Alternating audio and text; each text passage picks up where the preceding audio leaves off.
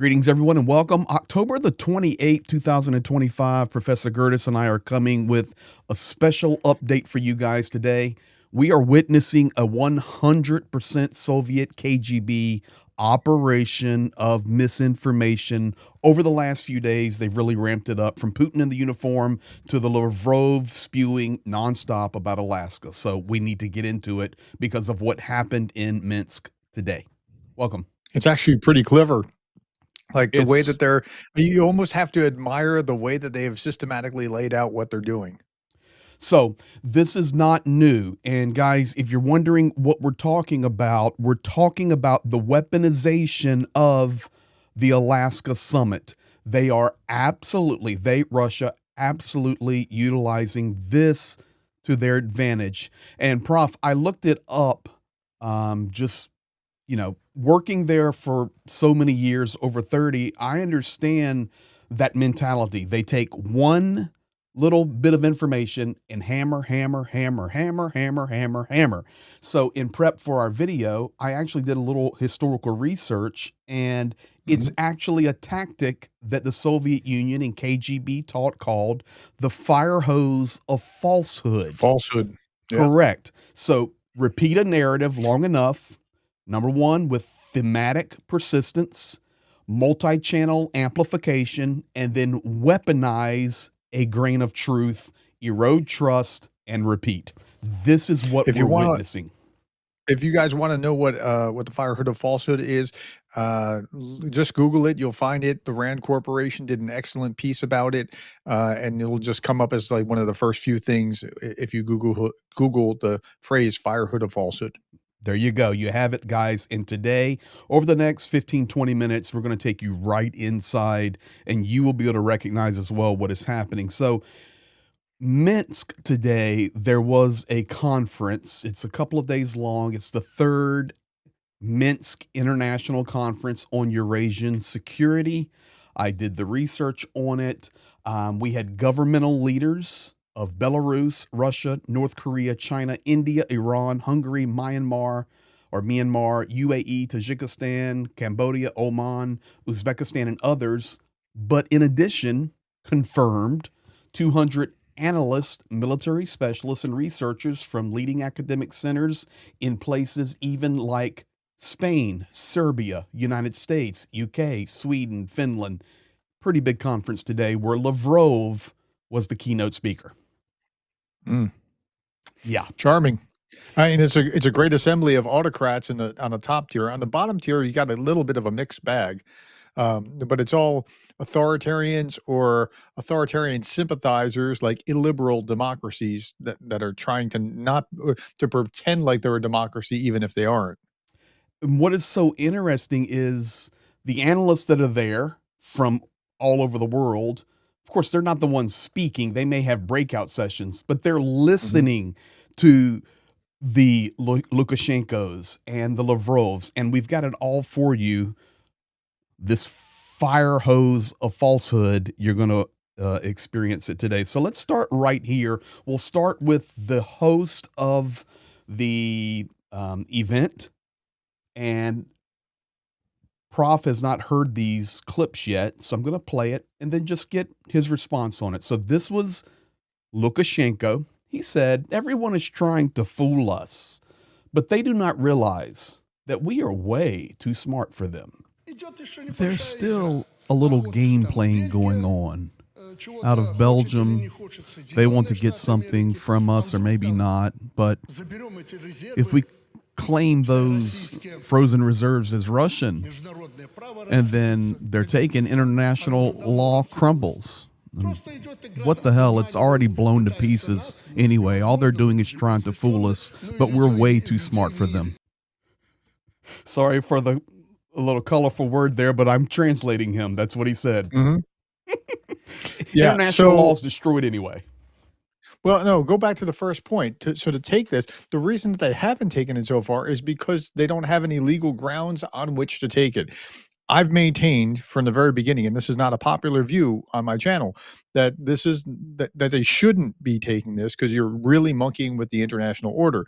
Now, I'm giving you a second reason that not to do this. If you take that, Putin is going to say, well, you took ours. We're nationalizing all the Western companies that are still here. So Putin's going to get it. So the oligarchs will lose their money, and that'll go to the West. And all the Western companies will lose their money, and that'll go back to Putin's government. So essentially, the big winner here is Putin, who doesn't the Russian government, whatever, that didn't have something. It's not like that money is theirs anyway. It's the oligarchs' money.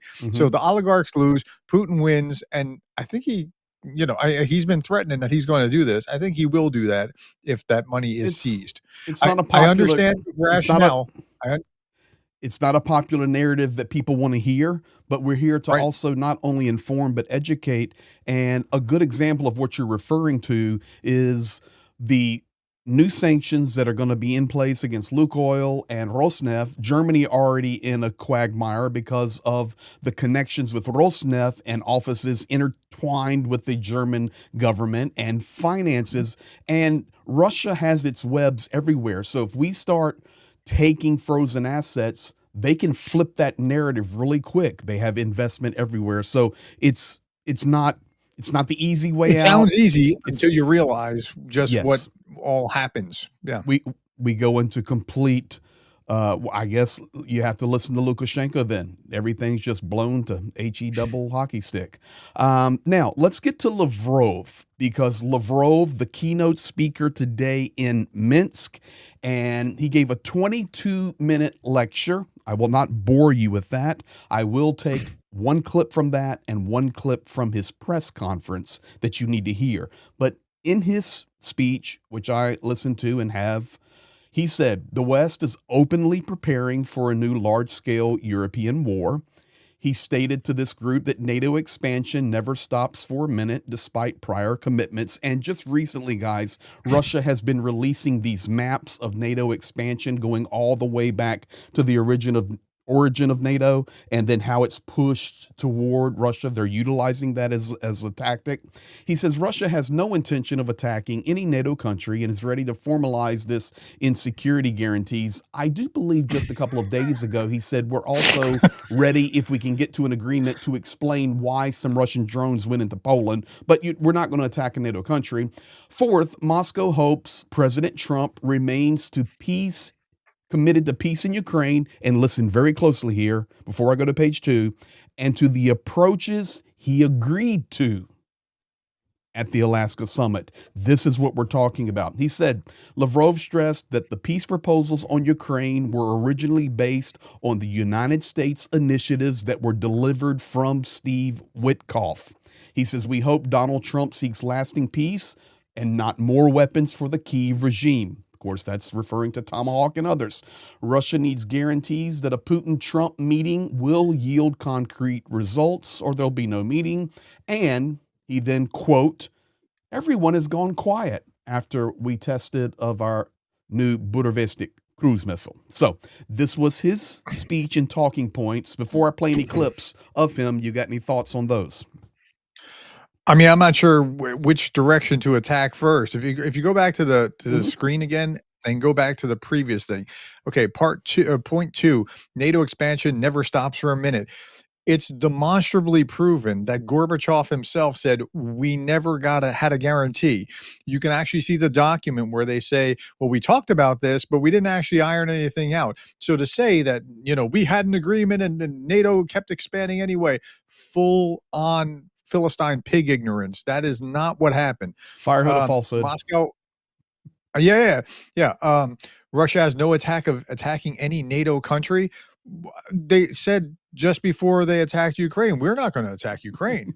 We can show you evidence after. So their statements are not worth the paper it's printed on, or the ether in which the words go into. I mean, it's just one thing after another. Solovyov tonight talking about how they're going to bomb London and Paris again. So, hey, this is just what they do, but the narrative continues. So let's go to clip number 2 here. And this is Lavrov during his speech. Take a listen here and we'll get your comment. European and NATO members are prolonging the conflict in Ukraine by arming Kyiv and offering financial and political support. Most European leaders are urging the United States to abandon negotiations for a settlement in Ukraine addressing the root causes of the issue. We hope that President Trump still aims to resolve the Ukrainian crisis by sticking to the principles that were at the Alaska summit based on the United States proposals. There you go. Straight up. Okay, so most leaders are urging him to do that. I'm Mhm. sure there are some. I'm sure Orban and Fico and others are doing it, but most leaders, that Most leaders most that they European care leaders, about. So for them, let me interject here. For them, Macron is illegitimate because he's a Napoleon wannabe. Now they're harping on the 2,000 soldier narrative. France is going to send 2,000 soldiers. We're going to kill them all. And Starmer, they do not see him as illegitimate. They're still caught up screaming about Boris Johnson being the warmonger for Britain. So the leaders they refer to here are Orban, yeah, also Sujarto, who actually spoke at this event. You're going to hear him in just a moment in perfect Russian, by the way. But my point being is they have the Alaska summit stuck in their craw, yeah. and they're not going to leave that narrative. I Well, still this is a good. I still Go ahead. suggest This is that a there good were narrative because it. Witkoff messed it up, man. I'm just telling Yeah, you. yeah. So there's a couple things there. What? So first, it's a great narrative for them because they get to flip the script and say, "See, we wanted peace, and you walked away from it." And second, Witkoff messed it up. Did he mess it up accidentally? I'm not going to get into Mhm. conspiracy theories, right? But there's a range Right. of options. One, he messed it up accidentally. Two, he messed it up on purpose for some reason. Three, they messed him up because remember they had the translator, and then they could say what they're saying now. I mean, there could be a fourth option or a fifth option. I don't know, but that miscommunication they're seizing on, and they're going to run with it and run with it and If run with it. if I had to take a guess today, it would be they were in complete control of they had him so spun in circles. I mean, the Well, they man's had trying control of the meeting. they had complete control of the meeting, Yeah. complete control of the narrative, and they recognized that here is a guy that knows nothing about Russia or Ukraine, and he's here Mhm. to be the envoy for President Trump. It's just not going to work to their advantage, but we're going to use it for ours, and that's Yeah. what they do. Now, I want to go clip 3, which is Lavrov in his press conference just a little while ago. Listen to this. Regarding the change in the position of President Trump, and yes, of course, it was surprising that he suddenly returned to positions that seem to have been long since exhausted and which only reflect the desire of Europeans and the Zelensky regime to get a pause in order to rearm the Kyiv regime. How do they call it there?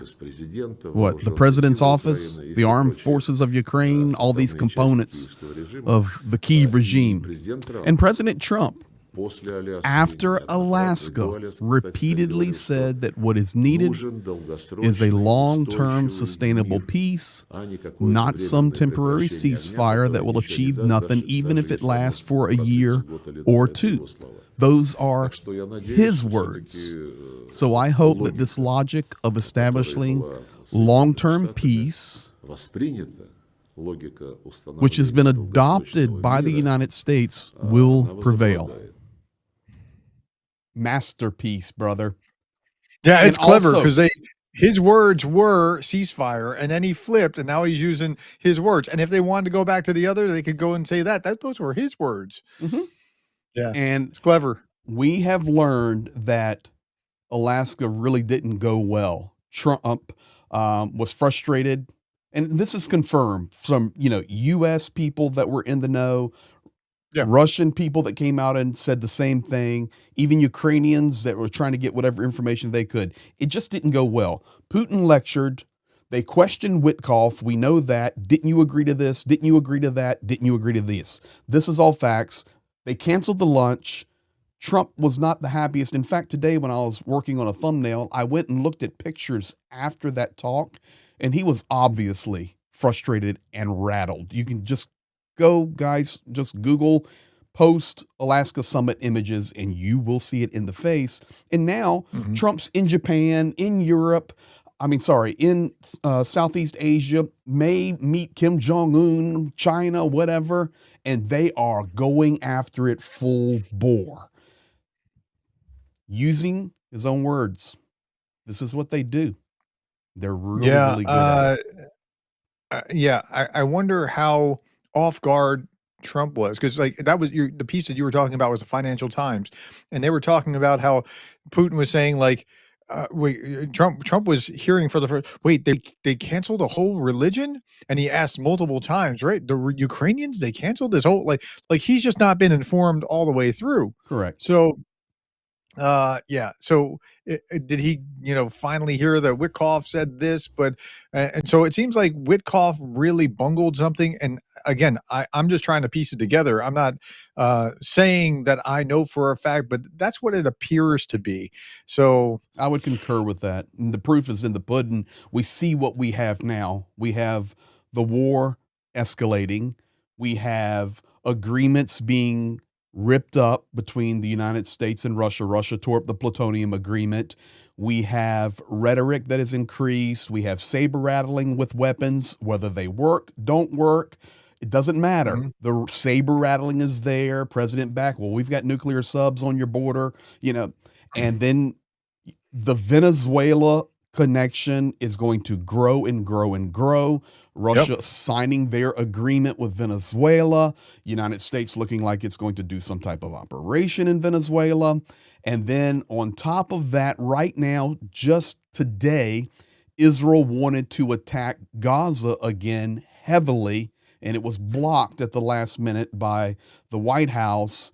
We've got a... And that's because Hamas actually did attack Israeli soldiers. They killed a soldier today. That is what killed, or that's what prompted that would-be reaction. Yes, and we just have a cauldron boiling everywhere, and it's really difficult in Ukraine right now. The front, it's just tough. We got some good areas, and we got some extremely tough areas, and Pokrovsk is absolutely boiling, and we just need to remember those guys that are fighting so hard there to defend Pokrovsk. All right, now let's move to one of the big wild cards here, and this is Hungary. I can tell you that today, Hungarian Foreign Minister Peter Szijjártó, the future architecture of the European security must include Russia. He was there in Minsk saying, he said, whether we agree or disagree on key issues is another matter, but Russia's geographic presence and reality are undeniable. To ignore this fact and build a security system on its denial is simply unrealistic. I have him translated for you just a little bit here. And no, I do not know Hungarian, but he's speaking Russian. Dear colleagues, thank you for inviting me here. For me, it is a great honor to be invited for the third time.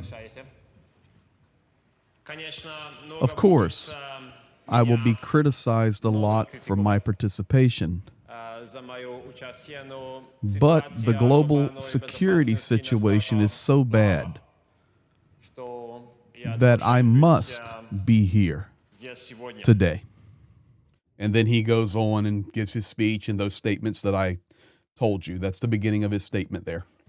Okay, so Russia, security architecture, something about it, you got to build it with Russia in mind, or I can take you back to that. Yeah. It must be there. You can't ignore the Russian reality. You can't ignore them, but you have to recognize what they are, right? And that pretty much when bad things are kicking off, Russia seems to have its hand in the pot, right?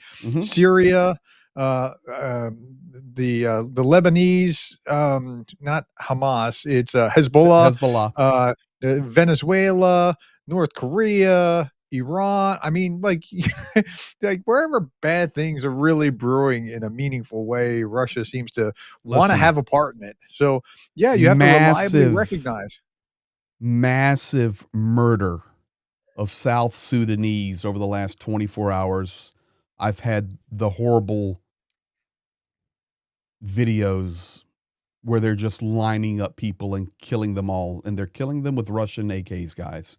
It's, and I'm not saying, yeah, of course, Russia supplied weapons, but it's backed by, this group that's doing it's actually backed by the UAE. I mean, we have a whole big boiling mess on this planet, and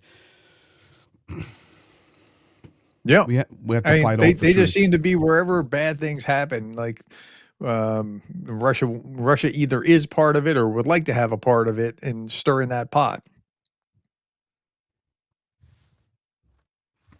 You're on. Yep. There you go.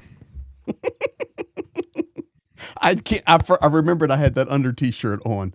All right, let's do this, guys. Let's stick with Hungary for a moment, because a couple of days ago, Orban talking about he will be going to DC potentially next week to discuss with Donald Trump the importance of Russian oil, and he doesn't understand the entire picture.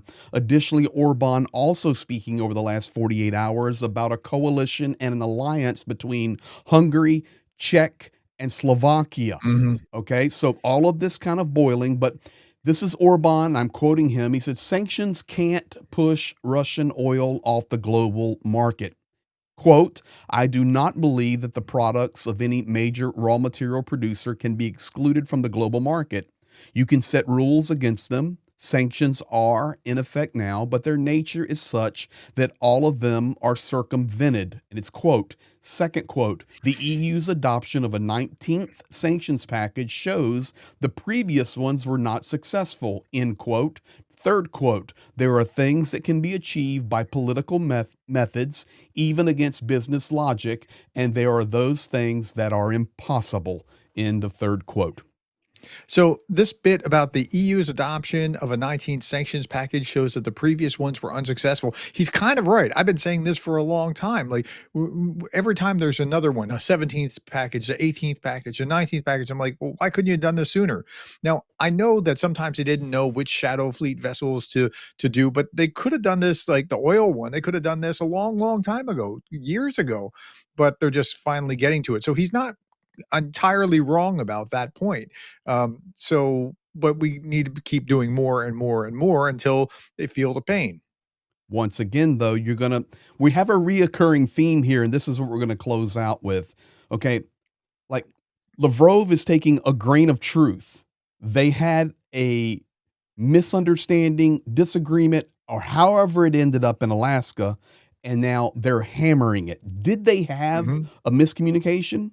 Yes, somewhere. So they're just going to hammer it, hammer it, hammer it.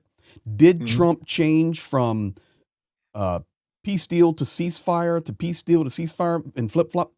Yes. So they hammer it and hammer it.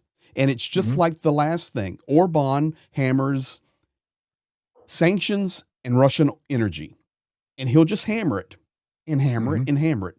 Now, the last thing that Russia is hammering is that Ukraine is not responding to their calls to talk, to have operational groups, and it's not Russia's fault at all. We've done Yeah. everything. Russia wants peace apparently, and It's it's all Ukraine that's getting in Kiev's the way. fault. That's the way that they're gonna say it.